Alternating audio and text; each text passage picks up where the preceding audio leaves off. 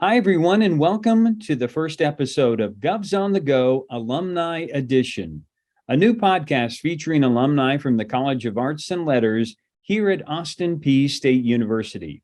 My name is Dr. Buzz Hoon. I'm the Dean of the college, and I will serve as host of the podcast. Today, I'm talking with Ashante Kindle, who graduated in 2019. Welcome to the podcast, Ashante, and you have the honor of being the very first guest on our new podcast. Thank you. I'm excited to be here. Well, Yeah. the art and design people were the first ones to reply back to me, and they all were very positive about having you as their first representative. So it says a lot about you as the first person. Yeah. I'm warm on the inside. Well, let's give everybody a life update. Where are you? What's going on in your life? So I'm currently in New Haven, Connecticut at Next Haven, which is a fellowship that I'm currently a part of for the next year. That's excellent. And we're going to get into all the things that you're working on in just a little bit, but I always like to start from the beginning and talk about things that may have influenced you and shaped you into who you are. So let's go all the way back. You tell me that you were born in Oklahoma, but your family moved to Clarksville. And how old were you when that happened?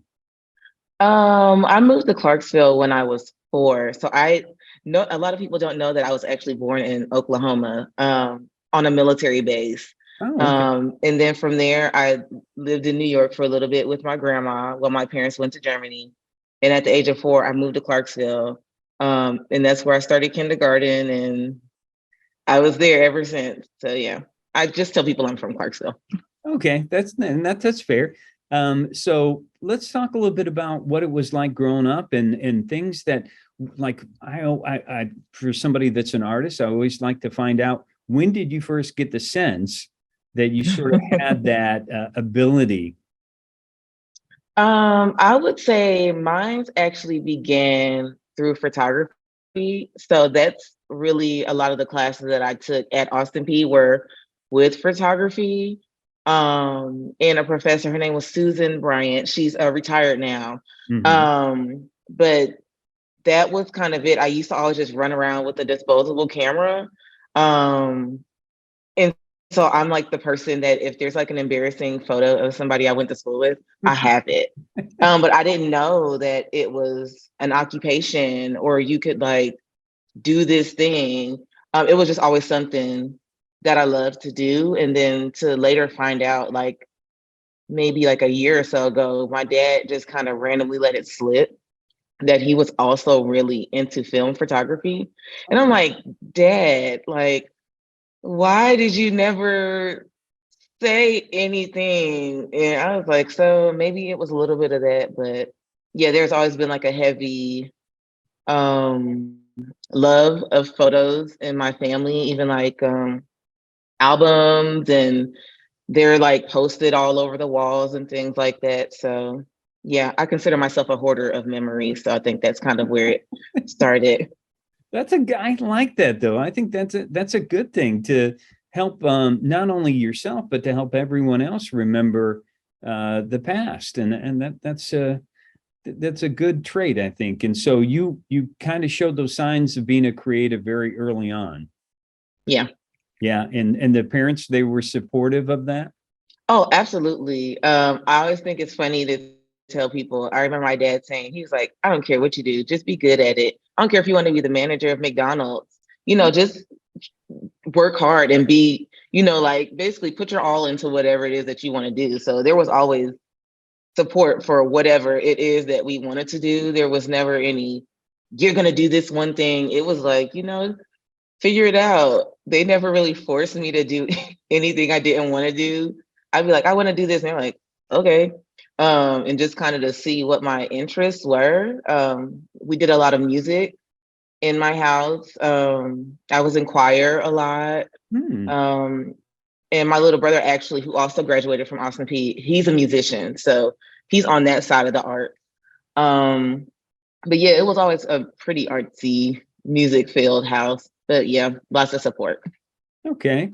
And then in high school, what kind of things did you kind of explore? And were you also in music and art programs within high school? Yeah, so in high school, I was in the choir. And it was just a really fun way for me to do what I like, but also get over being shy. It was kind of an opportunity for me to start to like put myself out in front of people. Um, but yeah, that's pretty much how I entered the arts within high school. Yeah. Okay. And then at some point, now you decided to attend a different university, and we're just going to say it's Tennessee State, but you didn't Mhm. come to Austin Peay right away, but you went to another place. And were you planning to major in photography and art in in that genre at all?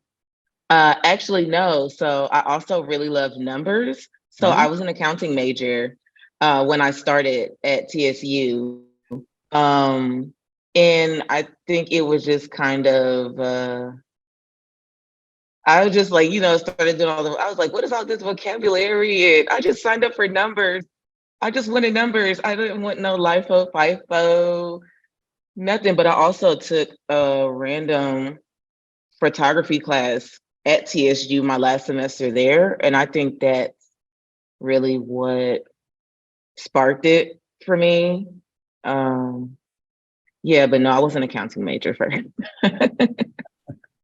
that's okay. That's it's a good area to explore. And I always say all the time to a 17 or 18-year-old person, you shouldn't have to determine what you're going to do for the rest of your life at that moment in your, Yeah, it's a time to explore. And then yeah, you have so much of your life ahead of you that you have this opportunity to see what you're good at, what you like yeah. to do. And so when you came back to Clarksville, you took some time off. hmm Well, I feel like you're going to ask the rest of Yeah, the I just question. Oh, okay. was it intentional? You just needed to mature a little bit? Was there a time for you to kind of recollect? Yeah, so like when I transferred from TSU, I immediately transferred to Austin Peay. Okay. Um, and I started, and that's when I took my first like photo class with Susan. But around that time, I was like, I'm not ready for this yet. Like, I'm wasting money, and I just really I think I really just needed some life experience. And so for the few years that I did take off, I did gain life experience and really things that really helped me to know how important it is to take school seriously.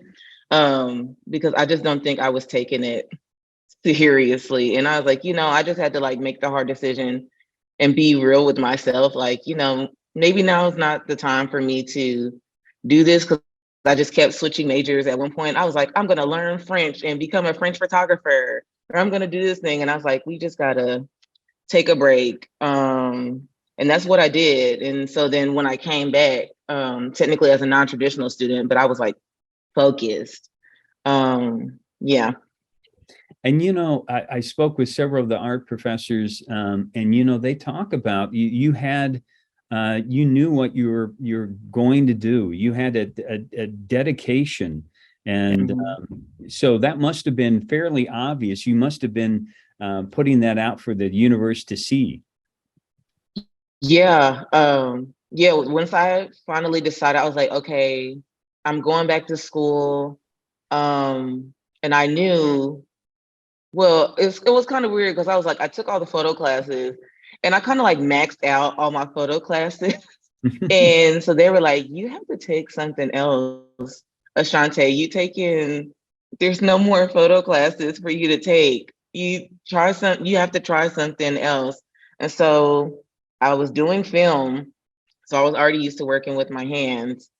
So I went into sculpture. And then they just really allowed the students they let us try whatever we wanted to try. And I think that was really like important in where I am now is just like that freedom to like, hey, we know you like this thing. But yeah, you got some extra credits and you can't, there's no more of this thing. Try something else. See what you like. Maybe you'll like it, maybe you won't. But just try something else. And I think that was really good for me. The professors in each medium, they were trying to claim you as as their own, but they all described you as being fearless and but also vulnerable with your work, because what you felt personally must have been coming through in what you were producing. Absolutely. I found art making as an opportunity for me to work through trauma, and really in like a healthy way. It sort of became a way for me to physically sort of, I guess I would say, remove things like from my mind I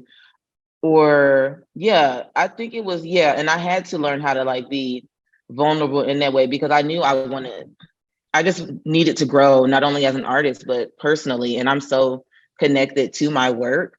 I kind of didn't have any choice. Like if I really wanted the growth in the things that I saw for myself in my future, I had to do the hard thing, which was to be vulnerable and to be able to do that in the department and to not feel like I had to share too much. I shared what I was comfortable with. There was never any pressure like, no, I need the full details. It was like, okay, we know this is a personal thing and you made a beautiful thing. You followed the instructions and that's it. So it felt like a really safe place to begin like my personal healing while also learning who I was as an artist. Yeah. Yeah, that's awesome. What are some of your memories of either professors, other students, things you were doing? I always like anytime I'm like doing an artist talk, I always bring up Virginia, because she was one of my mentors. And I always tell a story of how we were like having a meeting and she just like randomly asked me, and she was like, Ashante, why do you make work so small? And me not thinking about it, and my immediate answer, which it was true. And I was like, I just didn't want to take up space from anybody else. And her immediate reaction was like, that's unacceptable. Like, no, and an immediate like challenge for me to make larger work and take up space.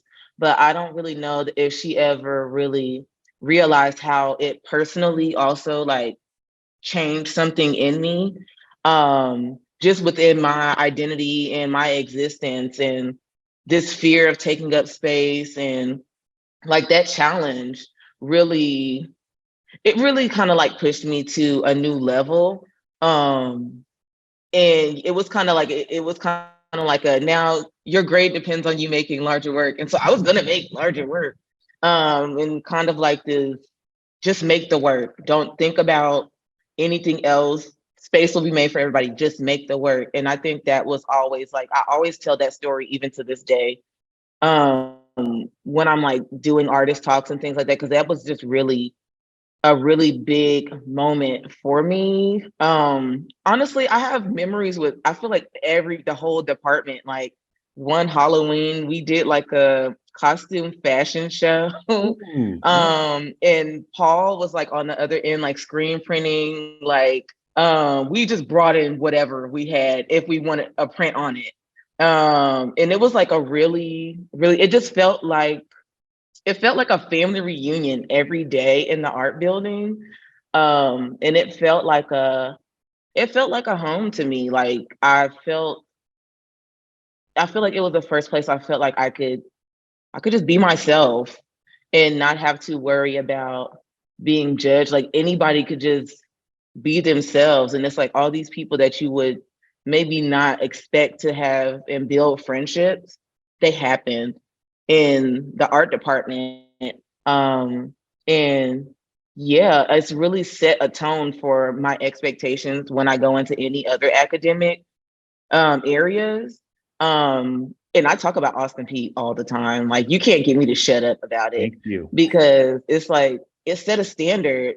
And don't think just because it's like a smaller school in a small town. I'm like, we doing big things, and this is like, this right here is a good example of an environment to create if you want students that are going to make you look good in the future. Yeah. So I think during your time, you had some exposure to an ACUF, the visiting professor. Did you have? Was it Sonia Clark? Yeah. Or yes. So we had an opportunity to actually take a class with Sonia Clark. And for me, initially, because I make work about Black hair, and Sonia Clark makes a lot of work about Black hair. But what I got from that class was something like totally different, and like this importance of conceptual building was really what I took from that class. And I still utilize a lot of like the teachings from that class, and even like the other visiting artists that came. I think it was just the whole program as a whole, and all the visiting artists that we were able to come in contact with really, I feel like, prepared me for like the life that I live now, but also not feeling out of place or not good enough. Like, I can function in these environments and not be nervous, or, just like have a pride about myself, because this is something that I had the opportunity to experience while I was already growing. Yeah, like learning with Sonia Clark was amazing. Yeah, and then even all the studio visits that we did in the Living Gallery with the visiting artists. Like, I'll just tell people, I'll just start listing off artists that have visited the university, and they're like, what? Like, how?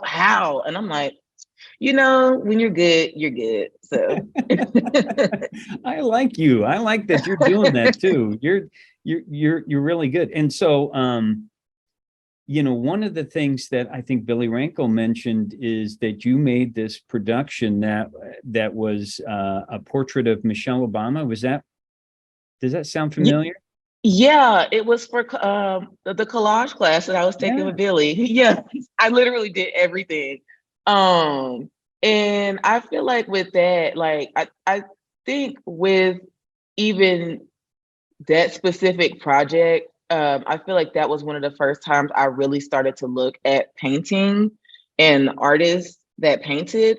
And doing that specific project really forced me to look really hard, because the assignment was to recreate something. And so I really feel like I got my first chance at really looking at another artist's work to like understand what they did. And I really feel like that's now been helpful, because we always have to look at other artists and like the history, and and seeing like who we're in conversation with. But it was really a good lesson in how to successfully do that, and then take that and speak it in my own language, because that's also important, is being able to be inspired by other artists but still make it personal to myself. So yeah, I forgot all about that. And now that you brought it, I was like, I did do that. And that shows how the impact that you have also, because they talk, and maybe you remember other students that you had classes with, or you were exhibiting at the same time, that also you felt like were impacting you. Were there other students that you remember? Yes. Okay. So within the Living Gallery, it was specifically, I'm just saying everybody's first name. There was Catherine, Rebecca, and of course, Kahari.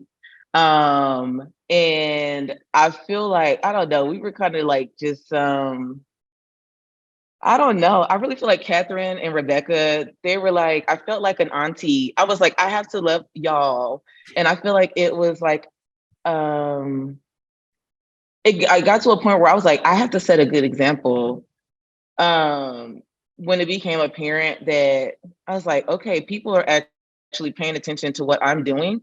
And I just always want for everybody to win. And so I'm like, how you doing? Or even I had somebody who was in the living gallery next to me. Her name was Rachel. And I consider myself like a professional auntie. I was like, have you eaten today? And she's like, no. And I was like, I'm not gonna, I was like, there's some Lunchables and some coconut water in the fridge for you. We got to keep you hydrated because I'm not CPR certified. I don't want anybody falling out. I just always wanted to make sure everybody was okay. Like, I just loved everybody that I came in contact with in the building. It was just like, I don't know, they were just like a spirit of like genuine and intentional community in the building as soon as you come through the doors. Like, yeah, sometimes some people are going to be having a bad day, but even I'll come in having a bad day and I never left feeling the same way that I may have showed up. Yeah. Well, I am so glad that you came back for that. When you returned, as you said, as a non-traditional student, I think that was the right time for you and the right time for the program to have you be a part of that, because it was such a plus, a benefit from everyone.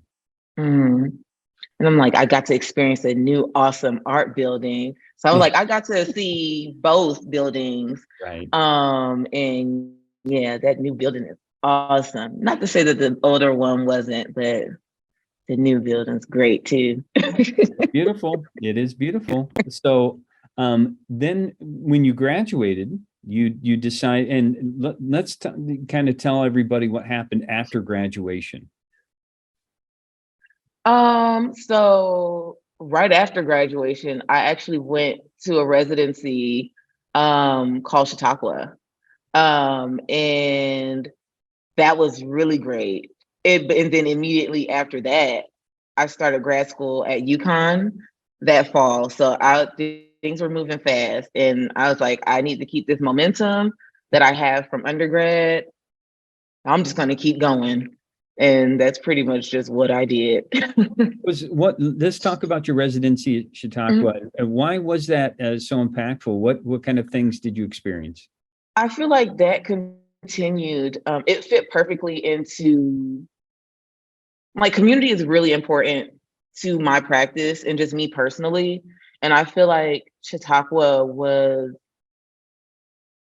it showed me what it looks like to be able to build bonds with complete strangers in like 7 weeks. And I still talk to some of the artists from there. We still have relationships, like, and to know, like, I don't know, like, community is really how I've gotten a lot of opportunities. But it was also just a space of just like freedom and growth and just like do whatever. It really fit along with the same like atmosphere that Austin Peay had set. So yeah, it was great. And just like the importance of like getting out of my box and meeting new people. Like, you never know what opportunity or how this person can like exist in your life. So that was like a really good time for me to just, yeah, stop being afraid of meeting new people. And yeah, Chicago was great because I went back, I think it wasn't the next summer. I went back 2 years later for like a random printmaking residency. Cause I was like, I want to come back. And Sharon was like, okay, and let me come back. So as you continue to grow confident and also just grow personally and professionally, when you went to UConn, what kind of things were you adding into let's call it your tool belt? What kind of things were you learning to grow as an artist? So at UConn, I took my first painting class in grad school. So I had never had an opportunity to take a painting class. I got to work with Paul, but it was more in like the class was called Form an Idea. So it was all about conceptual building. And I was already painting. So I was like, yeah, let me take a painting class. I really took the opportunity to utilize the independent study classes to just kind of do random things that I really wanted to do, like studying math and how it comes into like African textiles and building things. Like we just made up a class on that. And I actually got an opportunity to assist a professor. I call her Monica. Some people call her Professor Bach. In like the ceramics studio. So I learned a lot about, I know a whole lot about like glaze science and ceramics and mold making. And I don't know that I'm not using it right now, but it's just like random knowledge that I have, in the same way that I learned a lot of like sculpture things in undergrad. I learned how to weld at Austin Peay. Like I haven't welded since, but I'm like, I know how to weld. And I think I've just always been like, my grandma's the same way. Like my grandma could take apart a car engine, but she also sewed her own wedding dress. That's like a really wide like spectrum. And I'm like, I've always wanted to be like my grandma in that way. Like she literally knows how to do everything. And I'm like, yeah, I may not have to use it, but at least I know it. Yeah. So behind, for anybody watching, there's some pictures that you have worked on behind you to give you. Yes. Yeah. So my question for you is also, do you still work in photography? You know, is there? I don't currently, but I've really been thinking about it now. The weird thing now is that I actually have grown to like, as far as like collecting art, it's photo. Like I love photo. I have a lot of like photo books. So the love is still there. And I slowly feel it like creeping back up. I mean, I still utilize my skills to like document work or just randomly like that. Like some people like, your work documentation always looks so good. I'm like, I just kind of got an eye for it. I don't know. But I feel like that's kind of where my heart is. And like just, it's really, with now everybody has access to a camera. And so it's sort of like people think it's easy, and I'm like, it's not. Um, and there's something really special about the ability to be able to capture a moment and just like have it in a space and transport people to that moment. And I've always thought that there was something really special about that. And so now I'm thinking about how to bring photo back into my work in a new way. But it's definitely sort of at the point. You're the first to hear that. I can't Yeah, wait. I've been thinking about it a lot. Yeah. Oh, good. That's awesome. And you've got so many wonderful talents and ways to express yourself. I'm wondering, what do you think is also in the future for you? Where do you think you're headed? Well, honestly, I could be headed anywhere. I mean, I'm going to be here at Next Haven until next summer. And so right now I'm just working on conceptually building my practice even more, doing lots of experiments, bringing objects into the work. Yeah, I have a show coming up at Belmont Ooh. next year in March. So that will be super exciting. Um, yeah, I'm just always like all over the place. I just have learned to like not limit myself, because who knows what could be like right over like the edge if I just like take all the limits off. So honestly, you could see me doing pretty much about anything. Well, I think that from the time that we've had this conversation, you just seem to be somebody that, is a giver, somebody that is always supporting other people. I think that's a great quality. And, for somebody that is a supporter like that, I'm just interested to find out how you're going to continue to move your career forward and the kind of wonderful things that are ahead for you. Yeah, I'm super excited. like in addition to like the Belmont show, I'll actually have the opportunity to like meet with students and like do like a workshop.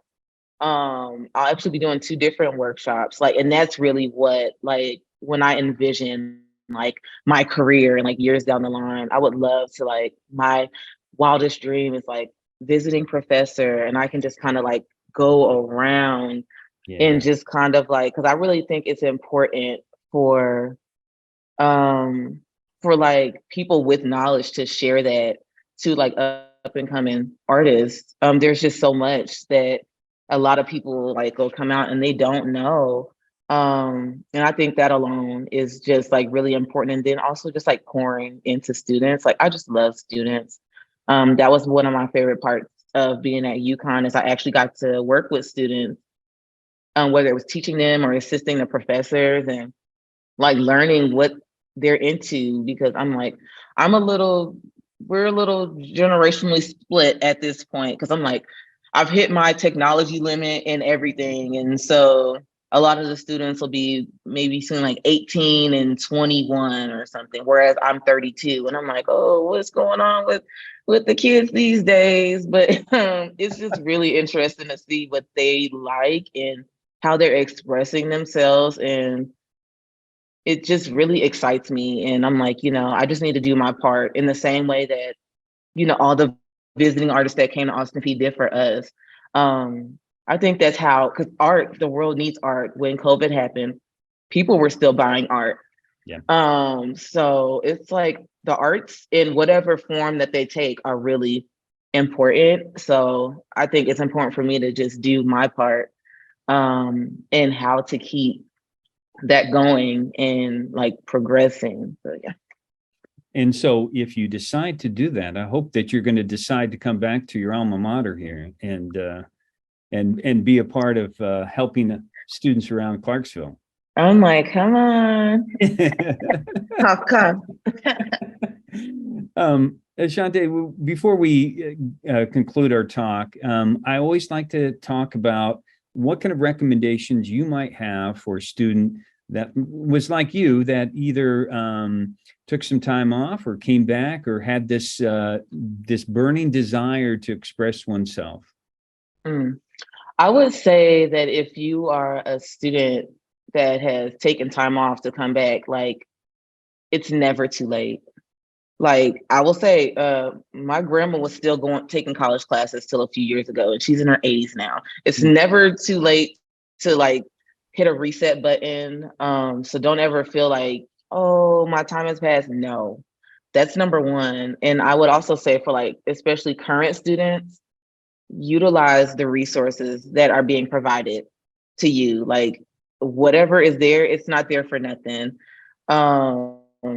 When professors see that excitement in you, they're gonna give it back to you. And don't be afraid to ask questions. And I'll also say a little thank you card here and there will get you a long way. That's something Sharon Loudon taught us.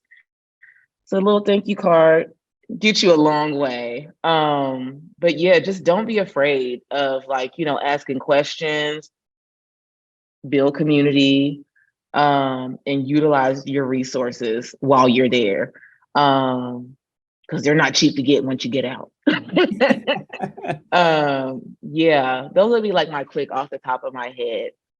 No, those are all great, and I'm so happy to see your own personal growth and where you are in life right now. And I would say 32 is still very young. Look, I feel like a kid. I'm like in my Peter Pan stage right now. I don't know. I always feel like a kid. I'm just gonna be a kid forever, probably. Whatever. Well, thanks again for being the very first guest on the podcast. Thank you. I'm honored. And thanks to all of our viewers and listeners out there for checking out this first episode. We hope that you will join us in the future as we continue to profile some of the outstanding former students here in the College of Arts and Letters at Austin Peay State University. So until next time, stay safe, take care, and God bless.